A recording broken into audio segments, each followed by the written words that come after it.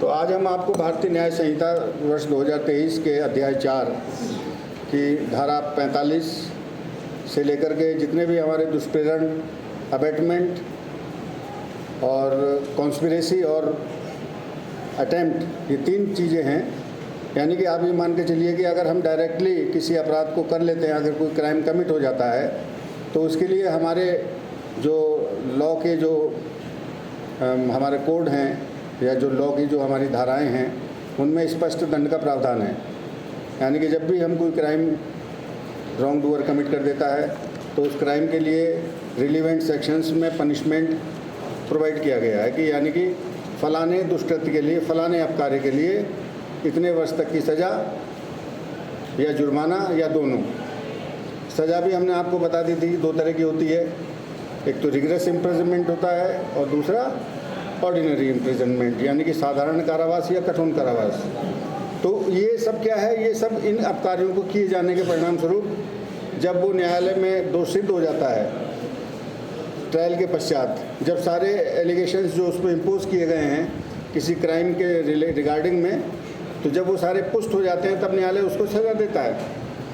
लेकिन कुछ कार्य ऐसे भी हैं जो लाइट में नहीं आते, यानी कि अपराध कारित करवा दिया जाता है। क्राइम कमिट करने वाला कोई और होता है, करवाने वाला कोई और होता है।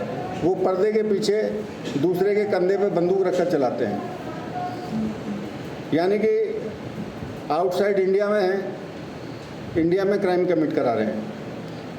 बाहर से बैठे हुए, जैसे अभी आपने देखा होगा एक पंजाब में एक कांड हुआ था, मर्डर हुआ था मूसे वाला, तो वो जो उसके रॉन्ग डूअर थे वो तो थे वहाँ पर फिजिकली, तो उन्होंने उसको कमिट किया, लेकिन उसके पीछे जो अबेटमेंट था या जो कॉन्स्पिरेसी थी वो विदेश में रहकर की गई। तो यानी कि जो अबेटमेंट आउटसाइड इंडिया रह कर के किया गया, लेकिन क्राइम कमिट इंडिया में हो गया। तो ये बीएनएस में एक नया सेक्शन डाला गया था। मैंने आपको जब मैं इसकी स्पेसिफिकेशन बता रहा था कि क्या क्या इसकी विशेषताएं हैं बीएनएस की, तो वो मैंने आपको बताया था। तो अब ये चैप्टर 4 जो है, ये हमारे पास 3 चीज़ें हैं। एक तो अबेटमेंट, यानी कि अपराध को कराने का दुष्प्रेरण। स्वयं तो अपराध नहीं करना, लेकिन हमें किसी से करवाना है, उसको हम इतना इंसाइट कर देते हैं, उसका इतना इंड्यूसमेंट कर देते हैं, इंस्टिगेट कर देते हैं। इंस्टिगेशन भाई किसी भी कार्य को करने के लिए प्रेरित करना, उसको कहते हैं इंस्पिरेशन। अगर किसी अच्छे कार्य को हम प्रेरित करते हैं कि आप अच्छे नंबर ला करके पास हो जाओ, आप देश का नाम रोशन करो, आप एक अच्छे नागरिक बनो, तो उसको कम कहते हैं हम इंस्पायर कर रहे हैं। लेकिन अगर हम किसी गलत कार्य को करने के लिए प्रेरित कर रहे हैं तो उसको हम क्या कहते हैं, अबेटमेंट, दुष्प्रेरणा। यानी कि किसी विधि द्वारा प्रतिषिद्ध कार्य को करने के लिए अगर हम किसी को प्रेरित कर रहे हैं, उसको इंस्टिगेट कर रहे हैं, उसको इंटेंशनली एड दे रहे हैं, फैसिलिटेट कर रहे हैं, उसको मोटरसाइकिल दे रहे हैं, वाहन दे रहे हैं, शस्त्र दे रहे हैं, पैसा दे रहे हैं और उसको शेल्टर दे रहे हैं, उसको ट्रेनिंग दे रहे हैं। आतंकवादियों को ट्रेनिंग कौन देता है? वो दुष्प्रेरण करते हैं, वो खुद तो नहीं करते, वो तो अपनी फ़ौज तैयार करते हैं आतंकवादियों की, और उन्हें हथियार भी देते हैं, पैसा भी देते हैं, फंडिंग भी करते हैं। तो वो क्या अबेटमेंट है। तो ये अबेटमेंट भी दंडनीय अपराध है। स्वयं को सफ़ेद पोश जो होते हैं, जितने भी लोग हैं, स्वयं को बचाते हुए दूसरे से अपराध को करवाना, ये क्या कहते हैं, अबेटमेंट। तो अबेटमेंट के लिए हमारे कानून में दंड की व्यवस्था है। अगर मान लिया अबेटर द्वारा कोई अबेटमेंट किया गया और अबेटमेंट के परिणाम स्वरूप अपचारी द्वारा, रॉन्ग डूअर द्वारा वह कृत्य निष्पादित कर दिया गया, यानी कि वो कृत्य अगर उसका अबेटमेंट न किया जाता तो वो करता नहीं करता, तो उस अबेटमेंट के परिणाम स्वरूप जो कृत्य उसने निष्पादित किया, यदि 2 कंडीशन है, या तो वो कृत्य निष्पादित कर दिया, ऐसा भी हो जाता है कभी कभी कि वो कृत्य को, उस अपकृत्य को निष्पादित ना कर पाए। तो 2 कंडीशन है, अगर वो कार्य निष्पादित कर दिया उसने, आपराधिक कार्य वो निष्पादित हो गया, तब तो जो अबेटर है उसको उतनी ही अमाउंट का पेनल्टी मिलेगी, उतनी ही अमाउंट का दंड मिलेगा जितने अमाउंट का दंड उस कमिट किए गए अबैटमेंट के परिणाम स्वरूप कमिट किए गए उस क्राइम के लिए विधि में निर्धारित है।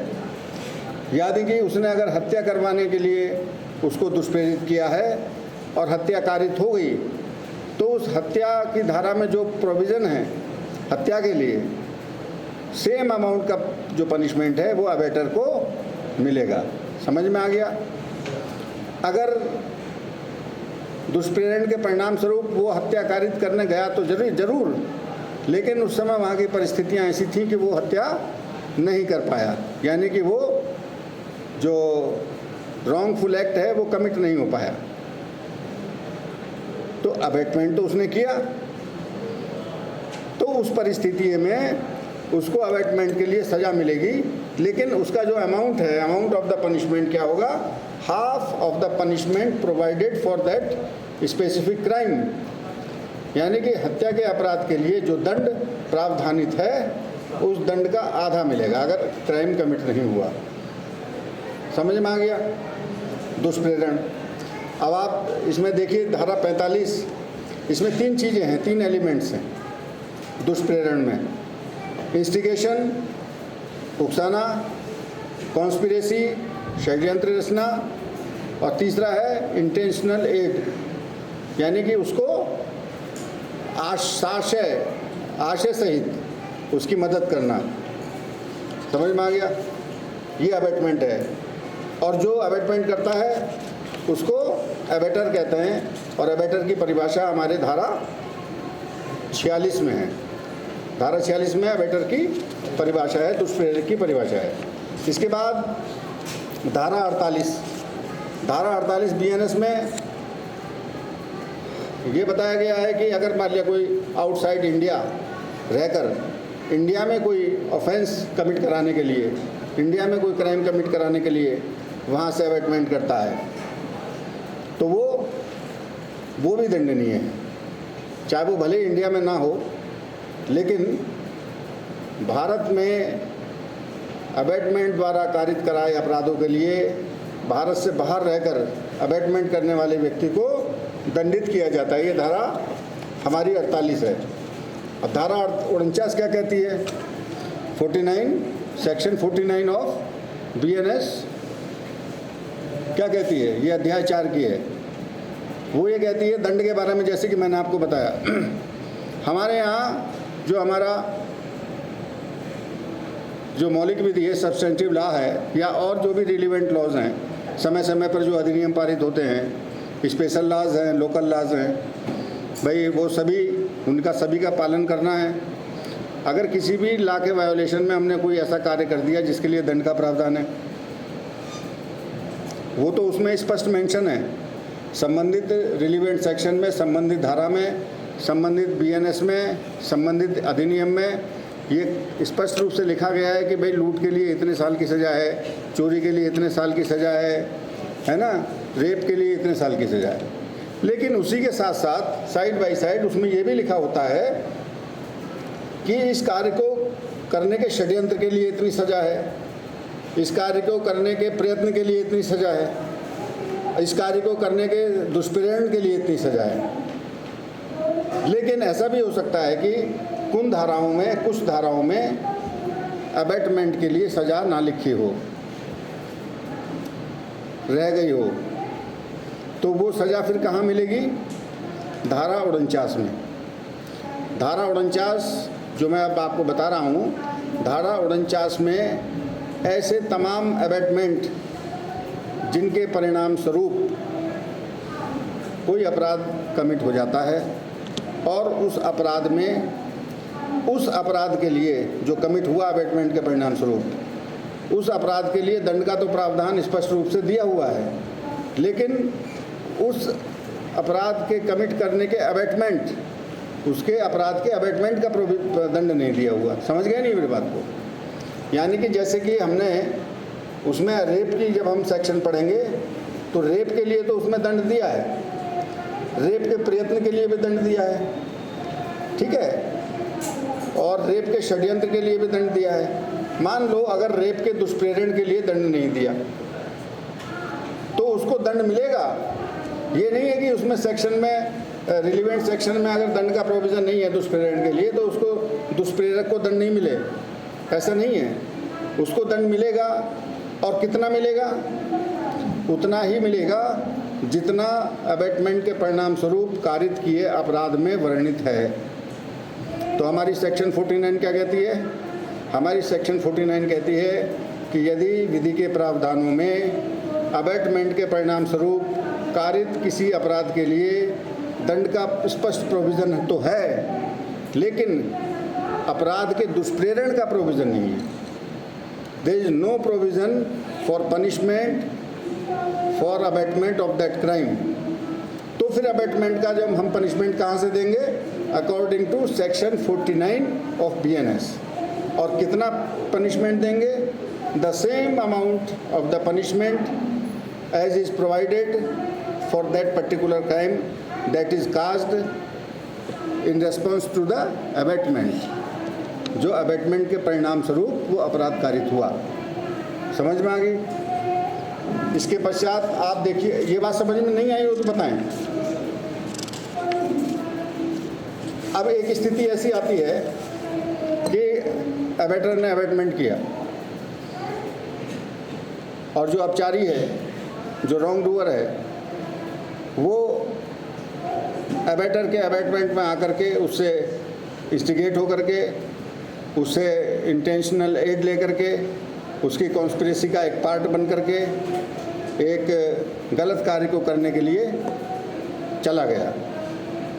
लेकिन वहाँ पर उसने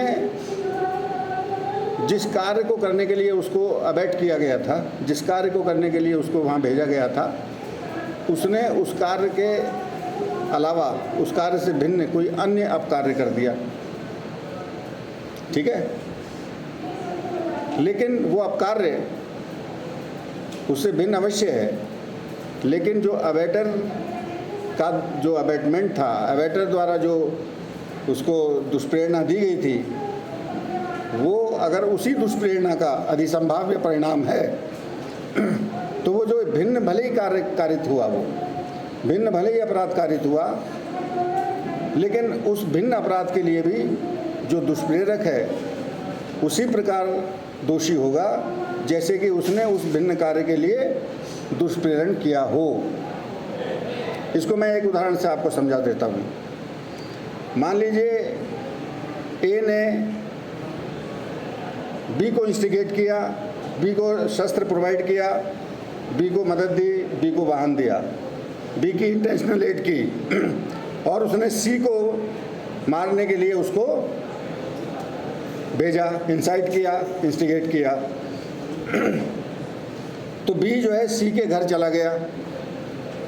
बी सी के घर ए द्वारा दिए गए शस्त्रों को लेकर, उसके द्वारा प्रोवाइड कराए गए वाहन को लेकर, उसके द्वारा प्रोवाइड कराए गए पैसे को लेकर के वो कहाँ चला गया? बी के आवास पर चला गया। तो बी के आवास पर जब वो मर्डर करने जा रहा था तो ऐसी परिस्थिति बनी कि उसको सी की और वो डी की और ई की, यानी कि बी के परिजनों की भी उसको गोली चलाकर हत्या करनी पड़ गई। तो एक क्राइम कमिट हुआ, एक एडिशनल क्राइम था, एक डिफरेंट क्राइम था जो कि जिसकी हत्या कारित कराने का उद्देश्य था, उससे भिन्न उसने जो है उसने हत्याकार कर दिया। तो क्योंकि वो कार्य उसी अनुक्रम में हुआ, इंस्टिगेशन के अनुक्रम में हुआ, उस अबेटमेंट का परिणाम था, तो इसलिए वो जो अन्य हत्याएं जो हुई हैं उन हत्याओं के लिए भी जो अबेटमेंट करने वाला है वो उसी प्रकार से दोषी होगा मानो उसने उनकी हत्या के लिए भी अबेटमेंट किया। ये सेक्शन कौन सी थी? 51। ये सेक्शन 51 थी। तो इसी प्रकार से मान लीजिए ए ने बी को अबेट किया, दुष्प्रेरित किया, उसको आर्म्स एमुनेशन प्रोवाइड की, फाइनेंशियल एड दी, व्हीकल दिया और वो जो है सी का मर्डर करने के लिए चला गया। लेकिन सी जो है दरवाज़ा खोल के पीछे से भाग गया। तो ए ने सोचा, बी ने सोचा कि यार अब इसके अलमारी खंगाल लें, और वहाँ पर उसने बहुत सारी ज्वेलरी, बहुत सारा कैश रखा हुआ था। तो उन तमाम ज्वेलरीज को, उन तमाम कैश को उसने जो है वहाँ से डिसऑनेस्टली उसने अपने थैले में रखा और चला आया। हालांकि जो अबेटर था उसने लूट के लिए नहीं कहा था, उसने चोरी के लिए नहीं कहा था। उसका पर्पज़, सोनली पर्पज़ उसका क्या था कि वो सी का मर्डर कराए। उसी के लिए उसने धन संपदा सारी व्हीकल वगैरह दिए, प्रोवाइड किया। लेकिन चूँकि वो भाग गया तो उसी के इंस्टिगेशन में आकर के उसने वो चोरी वोरी की। अगर वो अबैटमेंट ना करता तो वो चोरी और इस तरह की लूट वूट क्यों करता। तो इस प्रकार जो कार्य भिन्न हुआ, यानी कि जिस कार्य को कारित करने के आशय से अबैटर ने अबैटमेंट किया, यदि उस कार्य से भिन्न कोई कार्य उसी अबैटमेंट के अनुक्रम में हो जाता है तो उस भिन्न कार्य के लिए भी जो अबैटर है उसी प्रकार दोषी होगा जैसे कि उसने उसका भी अबैटमेंट किया हो, और उसको उतनी ही सज़ा मिलेगी जितना भिन्न कारित अपकृत्य में हमारे कानून की किताबों में प्रावधानित है। जैसे लूट कर दी मर्डर के बजाय, तो फिर लूट में जो सज़ा है, ठीक है, वो मिलेगी।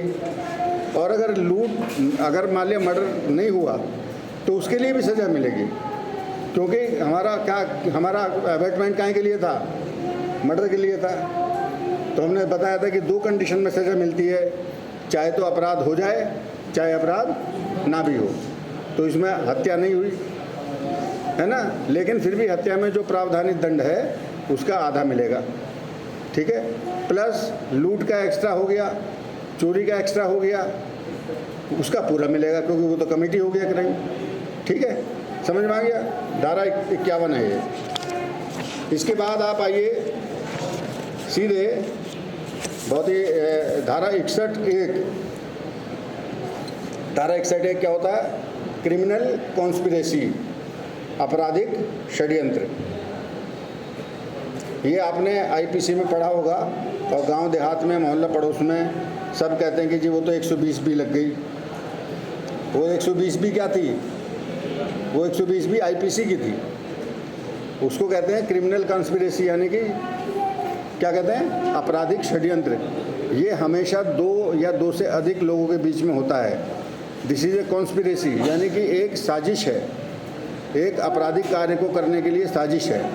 इसमें ज़रूरी नहीं है कि कार्य आपराधिक हो, वैध कार्य को करने के लिए भी साजिश हो सकती है, वो भी 120 में आता है। लेकिन जब वैध कार्य अवैध साधनों द्वारा किया जाए, 2 चीज़ें हैं मान लीजिए। एक तो व्यक्ति होंगे 2 या 2 से अधिक।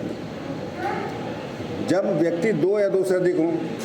नंबर 2, किसी वैध कार्य को अवैध तरीके से, अवैध साधनों से करने के लिए, या किसी अवैध कार्य को जो अनलॉफुल एक्ट है उसको करने के लिए, चाहे तो वैध साधनों से सहमत हो जाएं, चाहे अवैध साधनों से सहमत हो जाएं। या दूसरा क्या है? जब किसी लीगल जो है, जो लीगल कार्य है, जो वैध कार्य है, उसको करने के लिए भी अगर अवैध साधनों से सहमत होते हैं। जैसे नौकरी पाना क्या है? एक लीगल वो है, आपका अधिकार है नौकरी पाने के लिए। लेकिन सब लोग सहमत हुए, 2 या 2 से अधिक लोग, और उन्होंने क्या है, एक गैंग बना लिया कि नौकरी दिलाना है। तो उन्होंने क्या है, मीटिंग ऑफ माइंड हुई, तो उन्होंने कहा भाई ठीक है, हम पेपर आउट कराएंगे, है ना, पेपर आउट कराएंगे, रिश्वतखोरी कराएंगे, अधिकारियों को पैसे देंगे, नियुक्ति बोर्ड का पता लगाएंगे, उनके मेंबरों को पैसे देंगे, और या हम जो है मिस रिप्रेजेंटेशन करेंगे, कैंडिडेट का नाम और फोटो बदल के दूसरे कैंडिडेट को वहाँ पर, हाँ वो क्या कहते हैं उसको जो एग्ज़ाम में बैठते हैं, सॉल्वर गैंग, आपने सुना होगा। तो काम तो वैध है, लेकिन तरीका कैसा है? अवैध है। तो वो काहे में आ जाते हैं? पहले 120 भी कहते थे, अब ये 61(1) है ना। तो ये आपराधिक षड्यंत्र, यानी कि those persons have prepared themselves to commit a wrong work या commit a right work with wrong means। Legal कार्य है लेकिन वो इलीगल मीन्स हैं, तो वो क्या हो गया, आपराधिक षड्यंत्र। उनका क्या है, कॉमन इंटेंशन एक होना चाहिए। अब वो कार्य करने के लिए, चाहे भले ही वो कार्य किया या नहीं किया, कार्य करने के लिए अगर वो सहमत भी हो गए हैं, मीटिंग ऑफ माइंड कहते हैं इसको, मीटिंग ऑफ माइंड होना बहुत ज़रूरी है। आपकी साइलेंट अप्रूवल हो। आज ज़रूरी नहीं है कि आप उसमें प्रोनोट लिख करके उसको जो है लिखा पढ़ी में अपने सहमत दें। आपने मनोनुकीलता है, आपकी साइलेंट अप्रूवल है, दैट इज़ सफिशेंट। तो आपने अपनी सहमति दे दी, और अगर आपने पैसे भी दे दिए और आपने सब कुछ कर दिया, अपना फ़ोटो भी दे दिया, तो फिर तो आपने एक्टिवली उसमें पार्टिसिपेट कर लिया। तो ये क्या हो गया, आपराधिक षड्यंत्र। तो आपराधिक षड्यंत्र की परिभाषा हमारे बीएनएस में कौन सी धारा में दे रखी है कि धारा 61(1) में क्रिमिनल कॉन्स्पिरेसी। इसमें क्या क्या चीज़ें इंपॉर्टेंट है, मिनिमम 2 पर्सन्स, और वैध कार्य को करने में या अवैध कार्य को करने में, वैध कार्य को करने में अवैध साधनों द्वारा, और अवैध कार्य तो अवैध है ही है। तो ये हमारी क्रिमिनल कॉन्स्पिरेसी हो गई। अब इसके बाद आता है इसके लिए दंड। आपराधिक षड्यंत्र के लिए दंड क्या है, इसके लिए देखिए, अगर कोई कार्य षड्यंत्र के तहत, अगर कोई कार्य आपराधिक षड्यंत्र के तहत मृत्यु, आजीवन कारावास या 2 वर्ष से अधिक के कठिन कारावास से दंडनीय अपराध करने के लिए है, अगर हमारी जो क्रिमिनल कॉन्स्पिरेसी है 2 वर्ष या उससे अधिक के कठिन कारावास के दंड से दंडित कोई भी अपराध हो, बहुत सारे अपराध हैं, हम पढ़ेंगे बीएनएस में, या मृत्यु या आजीवन कारावास से दंडनीय कोई अपराध है, अगर इस तरह के अपराध करने के लिए हमारी वो होती है आपसी सहमति या ऐसी क्रिमिनल कॉन्स्पिरेसी होती है, तो हमें कितना दंड दिया जाएगा बताओ? उतना ही दिया जाएगा जितना उसमें है। भाई 120(b) का मतलब जो आईपीसी का है, कॉमन सेंस है, उसी प्रकार दंडित किया जाएगा मानो उसने उस अपराध का दुष्प्रेरण किया हो। तो दुष्प्रेरण को मैंने पहले क्यों बताया? क्योंकि मैं दुष्प्रेरण के बाद मुझे आपराधिक षड्यंत्र बताना था। तो आपराधिक षड्यंत्र को भी एज इक्वल, एट पार समझा जाता है जैसे कि उसने दुष्प्रेरण किया हो। अगर मान लिया हमारी साजिश, हम लोगों ने या मतलब कुछ लोगों ने साजिश करी किसी की हत्या करने की, किसी ने चोरी करने की करी, किसी ने लूट करने की, या किसी ने ऐसे अपराध को कारित करने की जिसमें सज़ा का प्रोविज़न कितना है, 2 वर्ष या 2 से अधिक, 2 या 2 से अधिक कठिन कारावास का दंड है। तो उसमें same amount of the punishment should be given to the wrongdoers, to the abettor, to the conspirators, जो आपराधिक षड्यंत्र के जो सदस्य हैं उनको सबको उतना ही अमाउंट का दंड दिया जाएगा जितना उस कारित अपराध में लिखा हुआ है। ओके, समझ गए नहीं? ठीक है, अब आइए 62। अब इसमें आ गया है धारा 62 में, ये तो 61 का 1 हो गया और 61 का 2 हो गया। अब आ गया धारा 62। धारा 62 में क्या है? अटेम्प्ट। अभी तक हमने आपको 2 चीज़ें बताई, एक तो हमने आपको अबेटमेंट बताया, दूसरा हमने क्रिमिनल कॉन्स्पिरेसी बता दी, और ये तीसरा अपराध होता है अटेम्प्ट का, प्रयत्न करने का। यानी कि अपराधी ने रेप तो नहीं किया, लेकिन उसने कपड़े वपड़े फाड़ दिए, हाथ पैर बांध दिए थे, तो क्राइम कमिट नहीं हो पाया, लेकिन उसने अपना प्रयास किया। उसने चोरी तो नहीं कर सका, लेकिन उसने हाउस ब्रेकिंग कर ली थी, रात्रि गृह भेदन कर लिया था, हाउस लर्किंग ट्रेसपास कर लिया था, यानी कुम्मल लगा लिया था। तो यह हो गया, चोरी का प्रयास हो गया। तो क्या प्रयास करना दंडनीय नहीं होना चाहिए? होना चाहिए। मान उसने हत्या तो नहीं करी, वो तो मैं बच गया था, लेकिन उसने तो तमंचे से फायर कर ही दिया। वो तो अच्छा हुआ कि उसके तमंचा का कारतूस थोड़ा सा गड़बड़ था, वो फायर मिस हो गया। लेकिन 307 तो उसमें आईपीसी की लगेगी ही, पुरानी जो रिपील हो गई लगेगी नहीं लगेगी। तो ये प्रयत्न के बारे में बताता है। तो ये जो मैंने आपको बताया था बीएनएस के जो प्राइमरी जो सेक्शंस हैं बहुत इंपॉर्टेंट हैं, इससे आपको समझ पैदा होगी आगे। फिर आगे हम पढ़ाएंगे इस चैप्टर के बाद, फिर रूटीन में हम आपको अच्छा सा पढ़ाएंगे। इसके बाद हमारा आएगा महिलाओं और बच्चों के प्रति जो अपराध होते हैं उनके बारे में बताएंगे। तो ये जानना ज़रूरी था। हमने आपको क्या क्या बता दिया, साधारण अपवाद हमने आपको बता दिए, डेफिनेशंस को हमने डिटेल में बताया गया है।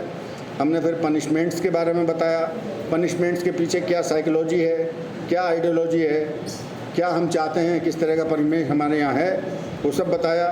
फिर हमने आपको बताया कि किसी अपराध के पीछे उसकी मानसिक स्थिति क्या है। कुछ लोग सफ़ेदपोश होते हैं जो खुद बचे रहना चाहते हैं लेकिन दूसरे के कंधे पे बंदूक रख के चलाना चाहते हैं, है ना।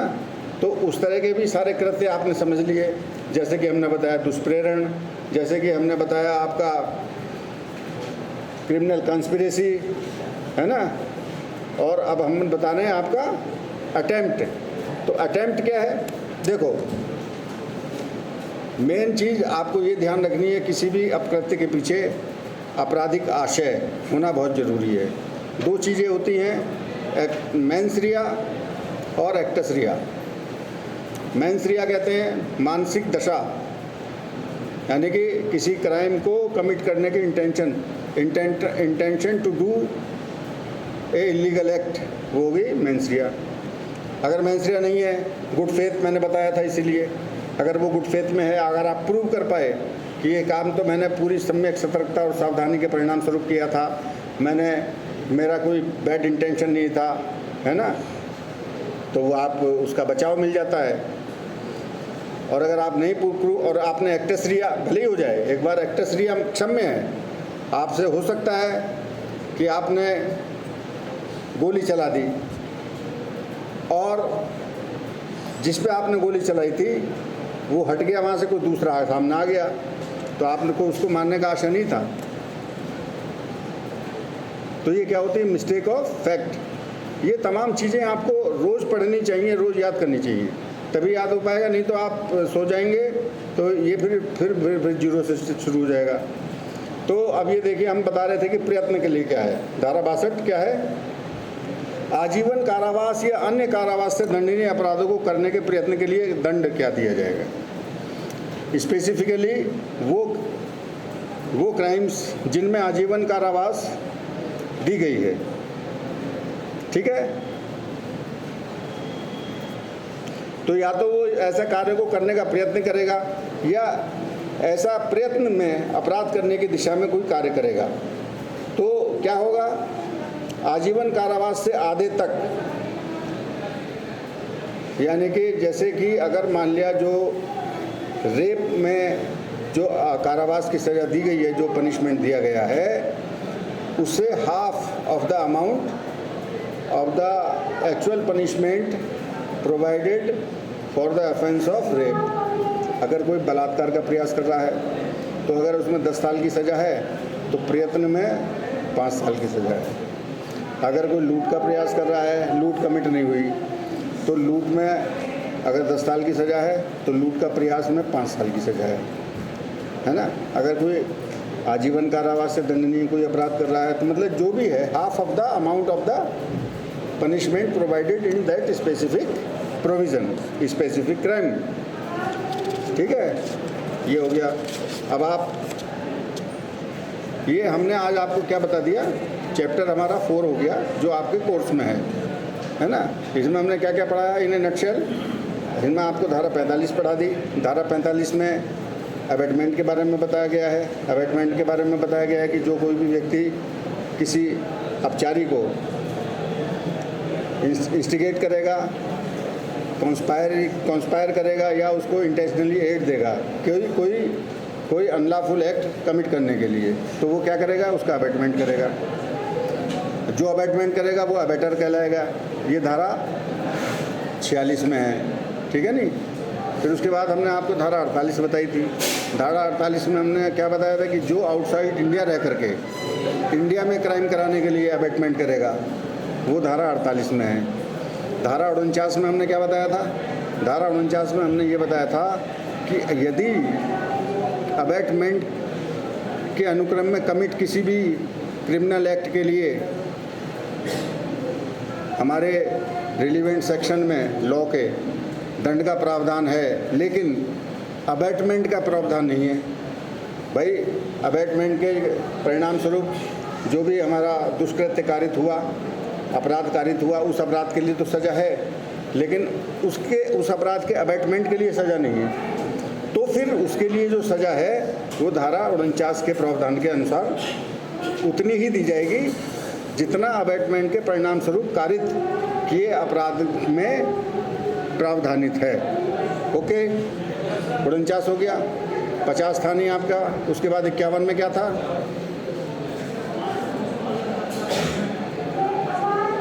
यानी कि उसके बाद ये हमने आपको बताया था कि अगर मान लिया अबैटमेंट तो हमने किया किसी अन्य अपराध को कारित करने के लिए, और हमारे अबैटमेंट के परिणाम स्वरूप जो हमारा रॉन्ग डूअर है वो वहाँ उस अपराध को कारित करने चला गया उसी आशय और ज्ञान के साथ, लेकिन वहाँ जाकर उसने एक एडिशनल कोई क्राइम कर दिया या कोई भिन्न कार्य कर दिया, अपकार्य कर दिया, तो उस जो भिन्न अपकृत्य किया उस अपकृत्य के लिए भी अबैटमेंट करने वाला अबैटर उसी प्रकार दोषी होगा मानो उसने उसका भी अबैटमेंट किया हो, उस क्राइम का भी अबैटमेंट किया। मैंने उदाहरण देके भी आपको बता दिया था, ठीक है।